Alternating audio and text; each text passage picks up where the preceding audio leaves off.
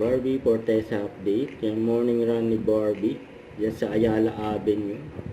Yung paghahanda yan ni Barbie sa Sparker Run. Gaganapin sa May 30 sa Crino Grandstand. Yan mga si Barbie. Yan may maswerte pa nga nakasabay si Barbie. Yan tumakbo dyan sa Ayala Avenue. Yun maswerte pa nga ni Kuya. Yan, nakasabay niya tumakbo si Barbie. Yan, dahil tumatakbo dyan tuwing linggo. Itong interview kay Shanti.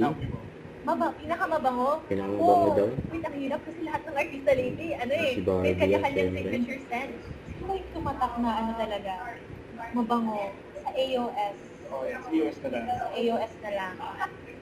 Ate Barbie, nung nakabesa ko siya, talagang yung pabango niya. Last Sunday, inamoy ko rin siya. Yeah. Yung niya, yung scent niya, so yun, mabango artista.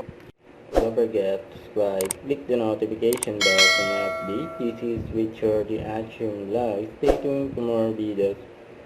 See ya.